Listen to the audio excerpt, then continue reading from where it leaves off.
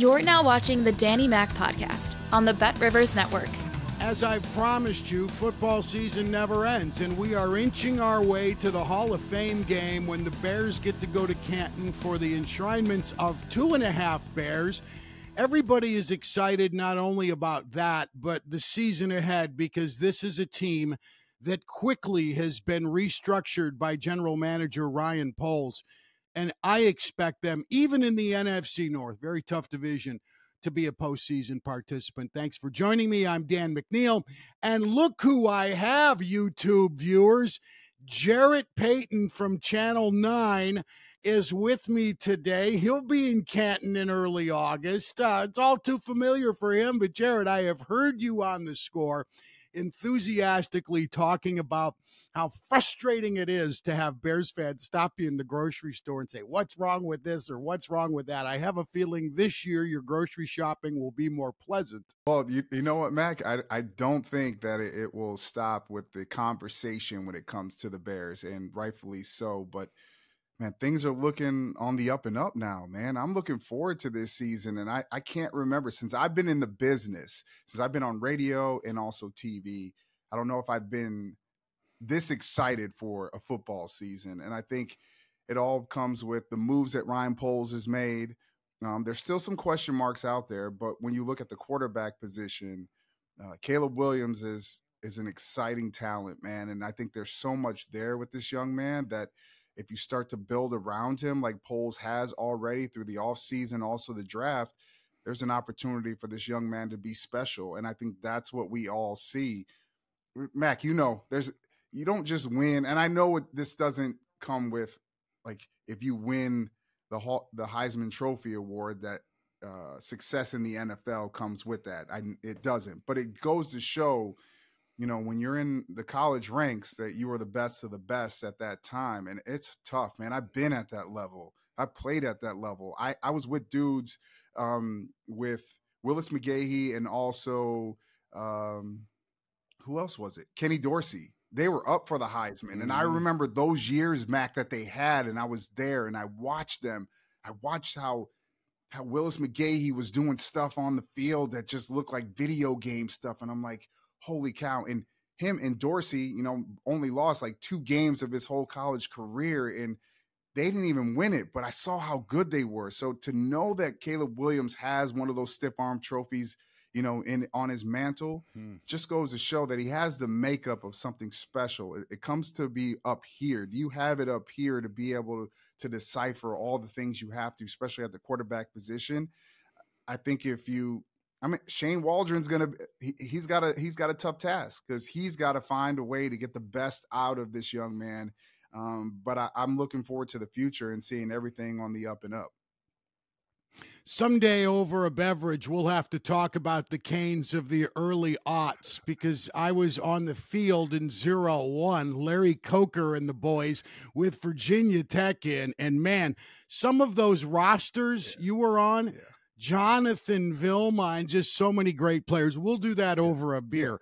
Let me keep going with the Bears. You talk about this is the most excited you've been. Dude, I'm going to be 63 before the ball goes in the air in September. This is as excited as all of us have been since the mid 80s, maybe mid to late 80s, when your dad was still playing for the Bears until 87. This is unprecedented stuff, and I never thought we would see the day when you'd say the Bears might have the best receivers in the NFL. They might. And what's great about it, Jarrett, is all 3 of these guys don't seem to have that wide receiver's disease. Give me the ball. Give me the damn ball. They all seem to be really team-oriented. That comes with all 3 of these receivers, that reputation. Yeah, definitely. I think with Keenan Allen, we're talking about a guy that has just, that veteran presence.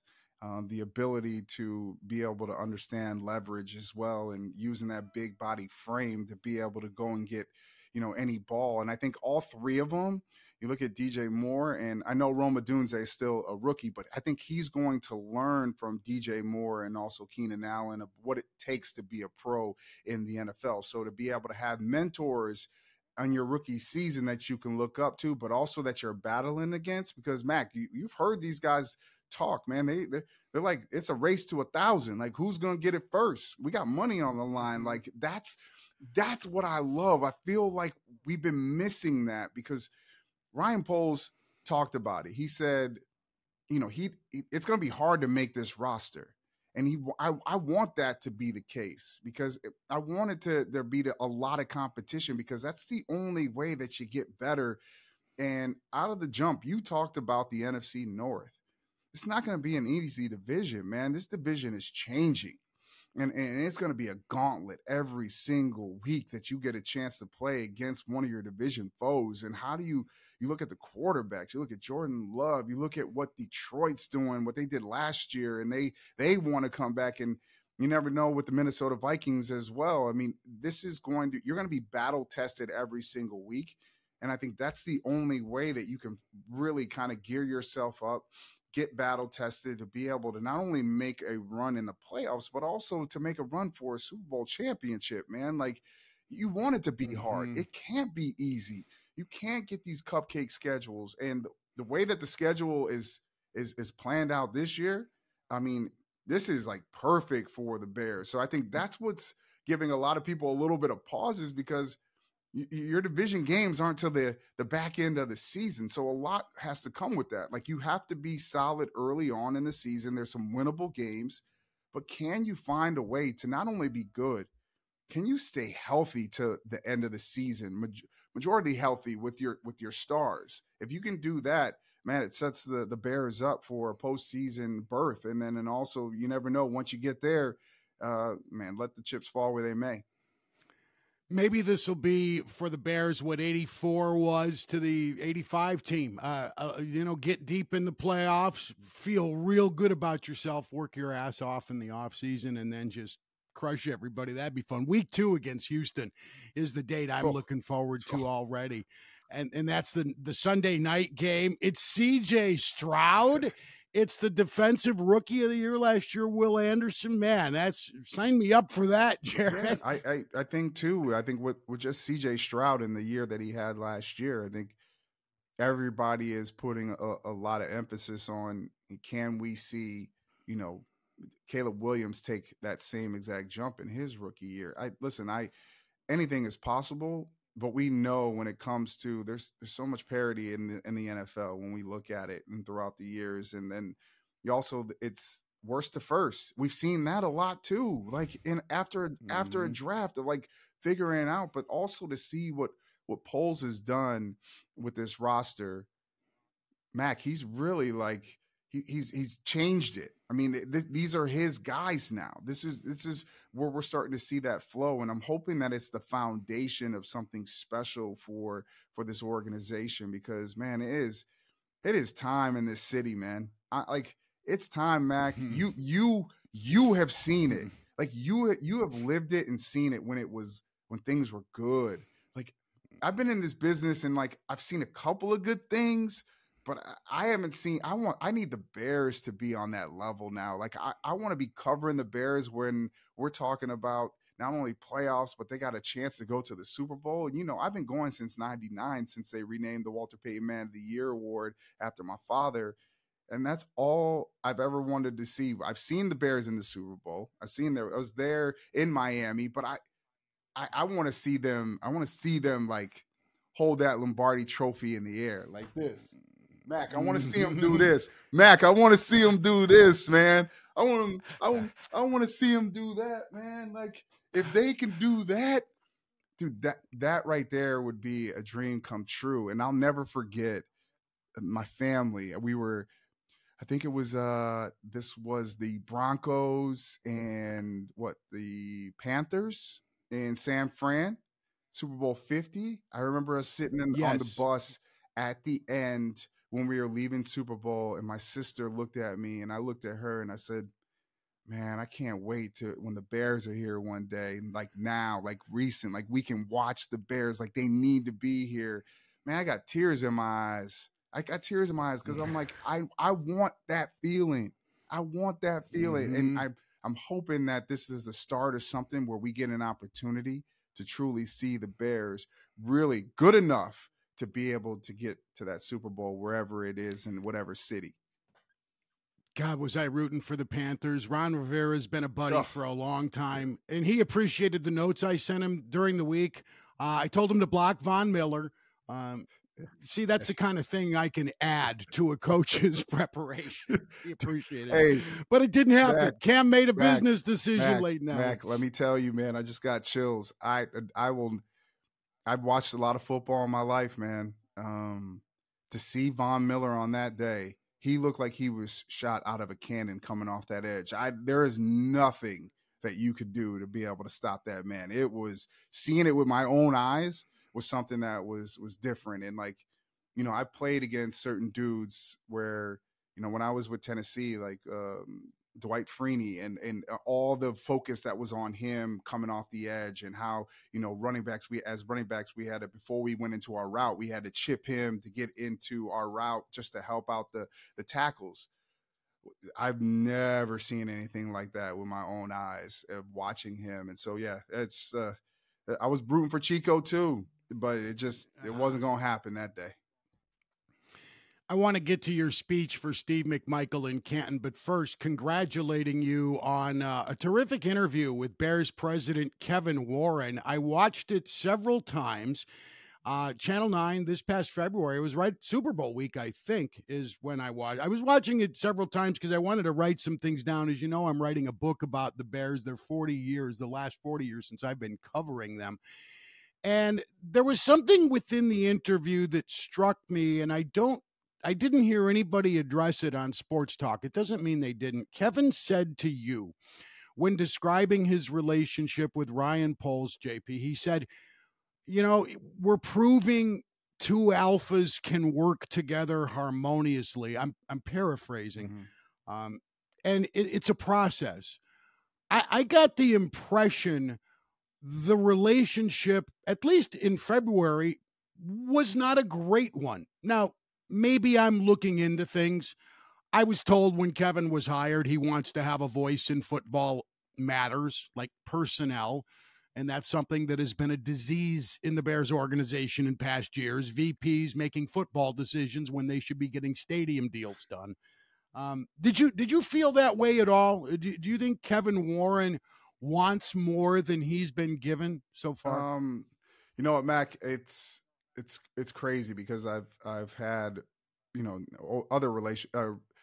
I've had conversations with not only Kevin but also Ryan Poles, and the things that they've told me about their relationship, I truly believe. If you look at where their offices are at Hallis Hall, I mean, they're right by each other. They spend a lot of time with one another, going into each other's offices, talking about what's going on. I think the relationship from the beginning was a good one.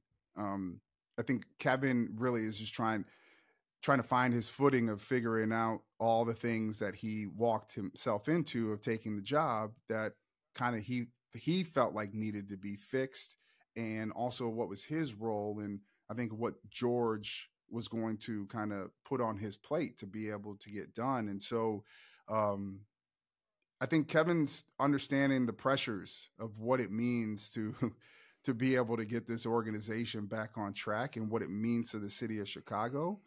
But I didn't think that it came down to the two alphas trying to figure it out. I think their relationship from the beginning has been a strong one. And I think Brian has leaned a lot on Kevin from the beginning of their relationship, of when he walked through that door, of asking him questions about, you know, certain things that he might have questions about. And I think it's always been an open door policy between the two, honestly.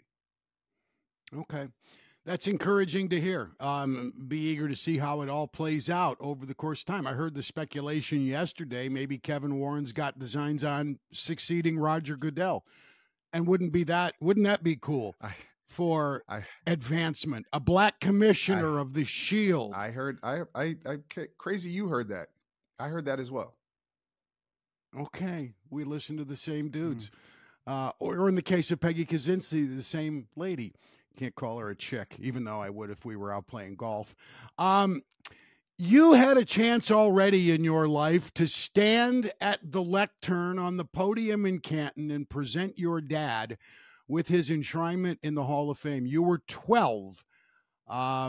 amazing to get that opportunity, and you're going to do it again for Steve McMichael in early August. I'm sure you're going to do your English teachers at St. Viator proud. Not that you didn't do a great job when Dad got enshrined in the early 90s, but have you started crafting your speech for Mongo? Well, you know what, Mac?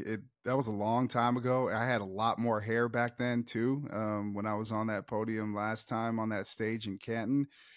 Yes, I've already started, but it's a little bit different than, back in the 90s. It's not in front anymore where you're, on stage saying your speech and having it written. It is taped these days. So now I have the NFL Network is coming, or I should say NFL Films, who is coming to my house, and they are going to sit down with questions that they've already sent to me.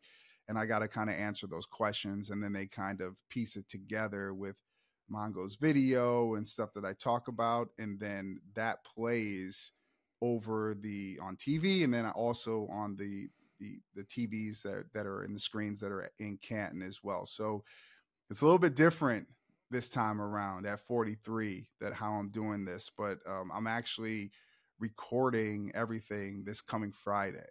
And so I'm looking forward to it. So I've been going back and forth through every single thing that I have on Mongo. And it's hard because it's not a lot of questions and a lot of stuff that's on the surface. And it's a lot that's probably going to be emotional for me to kind of just talk about. And some of it dives into, and the questions, Mac, don't ask me this, but I got to find a way to work it in. This time around, there's so many similarities to my father and Steve, right? I mean, for me, that it pops back when I think about it, not from the days when I did it back in 93, but also where we are right now and watching Steve and his battle with ALS to, just vivid memories of my pops back in 99 of, the battle and how strong Steve is and how strong my dad was to, the relationship that I had with both guys. My dad was my mentor. And then, 2010, I ended up playing indoor football on my last hurrah with Steve, and he's my head coach, and he became my mentor. And just the relationship with both guys. And Mac, I talked to Misty, and she was just talking about how the only time she's ever seen Steve cry was when their daughter was born. And I told her, well, I've seen him cry. And she was like, when? I'm like, when I pulled my hamstring in 2010 in the playoffs in Sioux Falls, South Dakota. And he knew, and I looked at him, I'll never forget. Like, I just told him, like, I think this is it. And I had tears running down my eyes, and he was standing across from me with the GM and also one of the owners. And Mac, he had tears rolling down his eyes, man. Like, he was bawling because that year we got so close, because I had so many questions because I knew it was coming up to the end for me of my football career, and I didn't know what to do.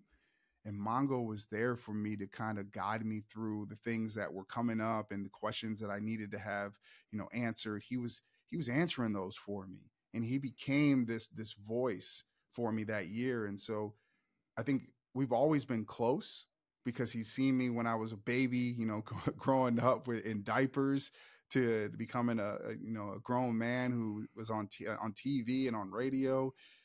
And the trust that's always been there between the two of us it's super strong. And Mac, you've been around and you saw those years. You were around those years. The people that have been close to Steve, from his teammates to, everybody. The fact that he came to me first when he wanted to talk about his battle with ALS, and then to say, I want you to do the Hall of Fame speech. It's not a lot of words, man. I get choked up just thinking about it, because there's so many other people that could have done this for him. But the fact that he chose me, man, is a true honor. And I think it speaks to our relationship and our friendship. And I look at him as an uncle. And if you would have told me, Mac, back in the day, that Steve would be one of the people from when I was born, and like You talked about 87 when my dad retired. If you would have told me that Steve McMichael, Jim McMahon were going to be two guys that were going to look after me after my dad passed away, that were going to call me, text me, keep up with me, I would have told you, dude, those are two of the craziest dudes on that roster. There's no way those two dudes are going to look after me. And they both did. And I'm very, very grateful, and I'm honored. And this is one of those moments, man, I'm looking forward to. I'm a little nervous, but I think when I'm nervous, I know that it means something to me. And so I'm going to do what I do all the time. I'm not going to stress on it, and I'm going to knock it out of the park, and I'm going to do justice for Mongo, because this is a moment that he's been waiting for, and he's been fighting, Mac.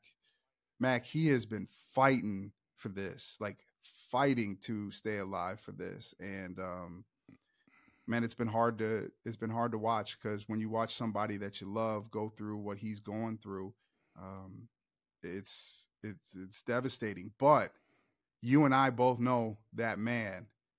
I'm gonna tell you right now, the other similarities between my father and him, the way that they fight, their pain tolerance, what they can do to get out of their mental, whether it's play football or go through battles with my dad with cancer or him with ALS, they have something different. Two of the strongest people that probably have ever walked the face of this earth. They are the both toughest dudes.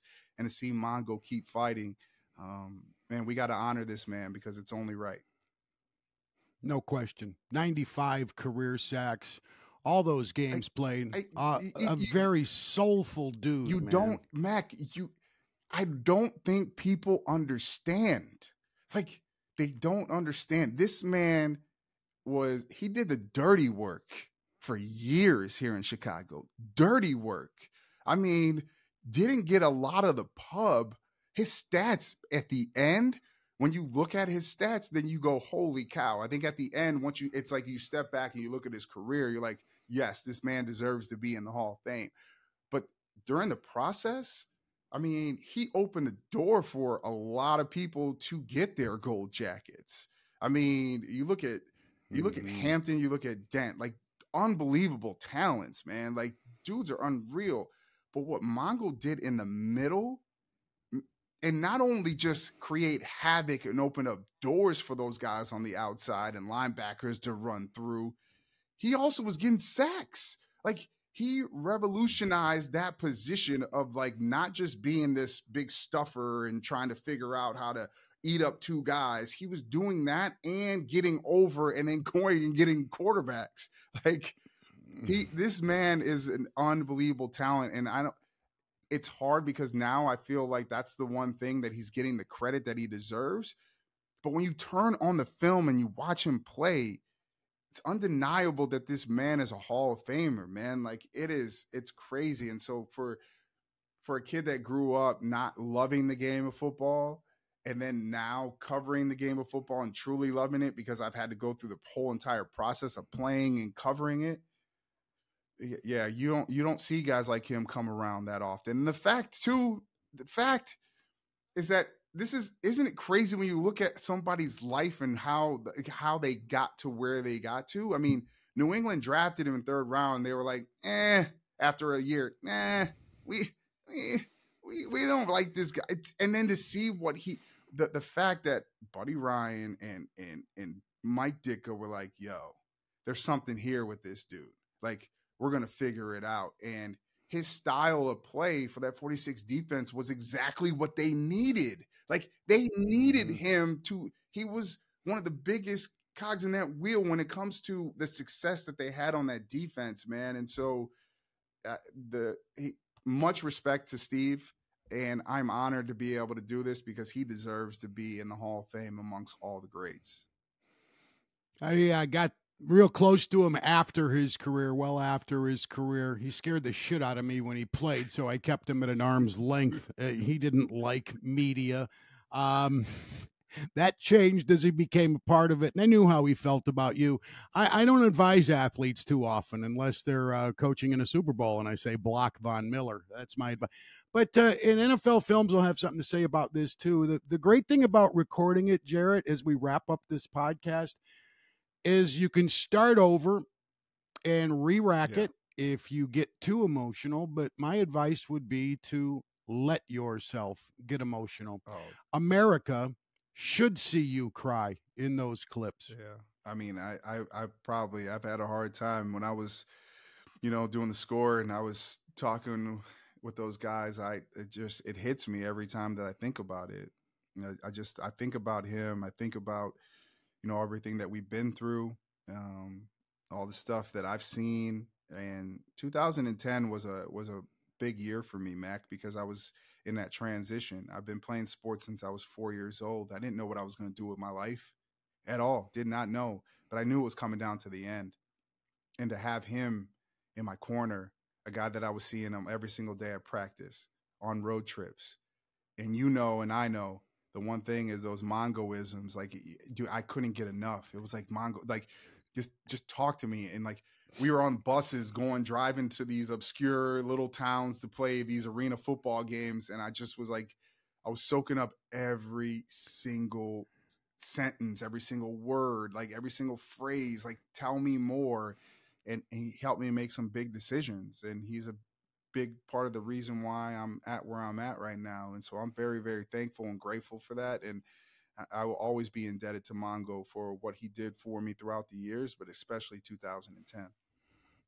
JP, great visit. Thank you for the time, man. Appreciate it, and I know my listeners and viewers do too. No problem, Mac. You're the best. Jarrett Payton, you can see him on Channel 9 and hear him on sports radio regularly. I'm Dan McNeil, and thank you for watching the Danny Mac Podcast on the BetRivers Podcast Network.